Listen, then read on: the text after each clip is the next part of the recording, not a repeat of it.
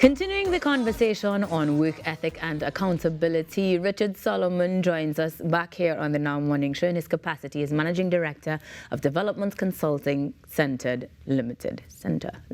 Good morning and welcome back. Very good morning to you. Nice to be back. It is great to have you because you stirred a lot of conversation based on our last, if you will, summary of some of the challenges that we face in the workplace where accountability and work ethic is concerned. And while we did visit or summarize what is accountability, that onus that you take to get your job done, correct, we also unearthed things like people not wanting to do their job and other challenges they may face, as well as where work ethic is concerned, the understanding of the role you as an employee and even management, please. So we have a lot to touch on, if you will, there's a lot as this is an ongoing conversation. It should be, actually. It should be an ongoing conversation because we as a nation, we are punching way below our weight. Oh, far below our weight. So you have to understand, we became independent in '62, and we've built a nation out of rocks in the sea. That's not a mean feat. This is not some small thing, but we could do a whole lot more. The weather is afraid of us generally. I mean, the hurricanes just don't come here. It's not because God has a Trini passport or anything like that, but it's just where we're located. But it means that we could do a lot better if only we could get more of our people to focus on what they're supposed to deliver. Whether you want to or not is a different thing. You know, this thing about want to and feeling good to do, you can't sort of live your life based on that. If you're a parent, for example, you feed the children only if you feel like it.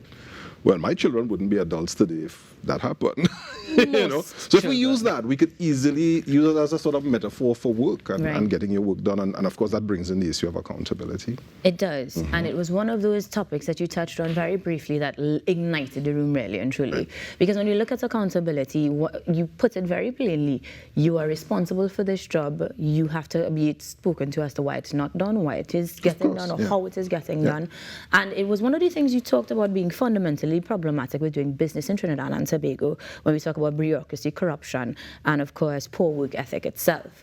So let's go through that a little bit, because poor work ethic is, as you said, playing across private sector, public sector. We see it a lot more in public sector. And when you started, I almost got a sense of you being able to quantify that lack of productivity almost. Is that easier to do in one or the other, perhaps? It's very difficult to do. There are no studies that I have been able to find, and I have looked exhaustively, that quantify what it's costing us. But what we know is we've lost quite a few multinational organizations, and some of them have actually said it's just too hard to do business in Trinidad. They've actually said so. You know, I mean, I don't want to cite any examples, but they've said so. And with that in mind, it plays into what I was saying before. You know. The difficulty that we experience and punching way below our weight. I think what is important to realize is those top three challenges for doing business, bureaucracy, corruption, are informed and propelled by poor work ethic. You line up to get into some office to get something done, and they tell you, come back tomorrow, come back tomorrow. And then there's a guy on the side who says, if you do this, I could get this for you tomorrow. You know, you have had to come, I'll bring it home for you. I mean, maybe it doesn't happen here, maybe it's in another country, but if that happens, then you can see how someone says, instead of me missing 2 or 3 days off work, it cost me less to do something over here, and then, you know. So you can see how those are supported by this thing about work ethic and poor accountability. Absolutely. And then it goes back to what you were saying, fundamentally how we are socialized from school level come forward to also hold ourselves more accountable. But then we also talk about training and the need to distinguish whether or not it is a gap of something being in your way, if we need to learn how to do the job better, or if altogether we just don't want to do it. Right. So there's something, you're not knowing how to do it, that's easy to solve. That's about knowledge. We can teach. Most people can learn. Once you have a basically well-functioning brain, you can learn, you'll be all right. So we can teach you, we can train you. Not everyone is suited for every job, of course, so that speaks to our hiring process. It's not because you have the qualifications, it means that you should do that job. Some jobs take behavioral competencies that some people don't have. So we can fix that. Systems we can fix. I mean, once it's a problem that we can look at and we can identify, and it has to do with things and how those things fit and work together, and we have enough money, we can fix them. Right.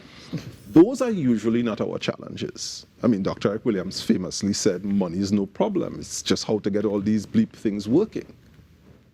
Many years ago. That quote, It yes. wasn't a money issue. It wasn't a money issue. So it brings us to this thing about wanting to work, the desire, the intrinsic value of work in and of itself. I have a job, and you hear people say in the movies, it's my job. With a sense of pride. Exactly. And purpose. Exactly. And I understand. In every country, you're going to have people who say, look, I just need to get paid because I got my bills to pay, etc. I have no trouble with that. But while you're there, give me 65, 70, 80%. I'm not even looking for 100. Give me 70%. We can live with 70%. But when the average worker is giving you 40%, you know, and I don't have the numbers for Trinidad and Tobago, but right. globally, you know, then it puts us in a very, very difficult place. Now, we do have statistics to show that changing, for example, the work week, the number of hours of number of days that you are actually in office has increased production in other countries. There was talk about it. Our Prime Minister made a very strong statement therein. But what I'm hearing is if we don't want to do it, or even if we have the motivation to be in office less, change of circumstances, there are ways to quantify, there are ways to measure. So let's go back to management now. We talked about, and we will get to the management who, as you put it, accidentally ended up in those positions. Yeah. But let's get to the management of that lack of productivity, of that lack of commitment to your job. Yeah. How do we? Right. So it starts with selecting the right people to lead others. I said a while ago, it's not because you have the qualifications, not because you're technically sound, which is fine. Right. And that's how most managers end up in their roles, because they're technically sound. So are we selecting the right people who can look you dead in the eye, as I'm looking, where's the camera? Dead in the eye and say, you were supposed to do this by 7, and I didn't get it. What's going on? Let's talk about that. Notice the question. I didn't accuse you of anything. I just asked, what's Why? going on? And I wait for an answer. Now, more than likely you're going to tell me, well, Raucus was supposed to do this and he didn't give me, and now look at where I am. It's not my fault. I've listened to subcommittees of our cabinet talk about issues. You know, all these people, 15, 20 people, and I listen to the ping pong discussion. It's not, we're supposed to do this, but we're waiting on that one and this one and that one. Do managers have the skill to even ask that question? And the internal strength of purpose to say, you were supposed to, you didn't, what's going on? And ask the right questions in a very respectful way, and not let go of that conversation until we get to some, here's what we're going to do about this. Simply enough put, completely applicable across the board. But fundamental things bring me to my very first point when we started, was culturally, that's not how we behave. Right. We don't have, we see it, and I'm glad that you used the political example. We have seen the ping pong conversations, as you rightfully say, and the ability to respectfully have that conversation seems to be very difficult, and it has been passed off as culture. Yeah. How do we navigate that? And this is not unique to Trinidad and Tobago. I work up and down the Caribbean region, and I have had this exact conversation with leading companies in several countries, sat with CEOs, and people have said, we sweep things under the carpet. We don't rock the boat. There's one in particular. We do not rock the boat. I could hear that one. We want things to remain calm. We don't want anyone to sort of push their head out for good or bad reasons. So kind of go along with it and make things easy and comfortable for us. But to what expense? Right. In the long term, in a world that doesn't need islands anymore, to what expense? A world that doesn't need islands This anymore. is not me. This is Dr. David Rudder saying that many years ago. We don't have preferential treatment anymore. It used to be banana got preferential treatment, cane got preferential treatment. You had all this. That just doesn't happen anymore. So what are we dealing with? We are dealing with a globe that says, if you're a member, you need to go toe-to-toe. Notwithstanding where you've come from, your efficiency needs to rise, because if your products are too expensive, or if your labor is too expensive, not just in terms of the dollar, but what we get for the dollar, then we're going to take it up and ship it elsewhere. Insert Company Y, Company Z, Company A, B from Trinidad that has gone elsewhere right here. So if we're not doing that and we're not extracting the amount that we need, then we keep pushing ourselves back. And that's something that we have to deal with. And so the work, I understand, culturally, but subculturally, as an organization, you could create a different subculture. It's not impossible. Families do it. in East Port of Spain, as was just being Discussed, spoken about, right. there are families that get up every day, they say their prayers, they have their tea, whatever it is people do in the morning, and the children go to school, and the parents go to work, they come back in the afternoon, people do their homework and so on, and they get in A's and A plus and A minus and B's and so on. We could live with a B, nothing wrong with that. How is that possible? And the children are not in drugs. They're not. That's possible because they have a subculture in that family that's different to the wider culture of the nation or that area. You could do the same in an organization, but you need leaders who have the will and who are not overly worried about being popular. This is not Mr. and Miss Congeniality, most popular in pageant. That's not what this is about. So often when I speak to leaders, especially at the top two levels, the Right. C-suite, my question to them, and if you are there, I'll say to you, do you want to Bamba or do you not want to Bamba? Do you want to run the organization and be profitable and efficient or not? And again, I'm going to end the interview right now. Just kidding. I won't. Because then what is the response that you get?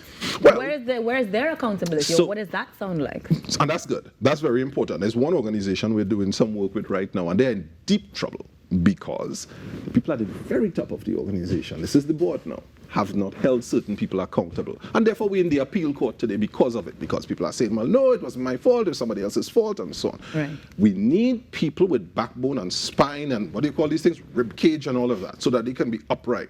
And they can be respectful and say, this is what is expected. Let's talk about delivery. Let's talk about me making sure that you have the tools and the resources to do your job, but we will hold you accountable for it. And if you don't, we will investigate, meaning we'll measure, we'll analyze to find the possible reasons and then try to close those gaps. But over the long term, if you don't, that's not on us. Maybe you are wrong fit, maybe you should be somewhere else, and there's nothing wrong with that, because Right. you don't have to belong everywhere. But on the other side, ultimately, we may need to find someone else who fits that role better. Much better. And there's nothing wrong with that. Absolutely, No. because you're not for everybody. We've said that all the time. There are a million Instagram posts to that end. What I'm also hearing, though, is a difference of KPIs and actual, when we talk about accountability, what exactly you're accountable for. Exactly. This leads me back to management in Yeah. terms of setting those in the first place and discussing them so that we understand them clearly.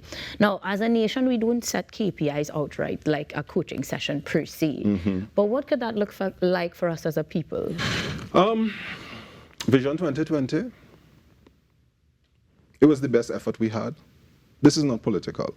I'm an organization development consultant. You know what we did? We as a nation were able to get, hey, this is what we're going to accomplish in this time. And we got people talking about it. Organizations that succeed, they get very clear on what we want to accomplish. Usually we narrow it down to just a few things. And then we cascade that from the top straight down. So the person at the deepest, I don't like to say lowest, but the deepest level of the business, they are able to now say, the work I am doing here, this is how it connects. And I know what good looks like. It's clear. It's not one of those things where it's nebulous and I'm wondering. Good looks like 1, 2, 3.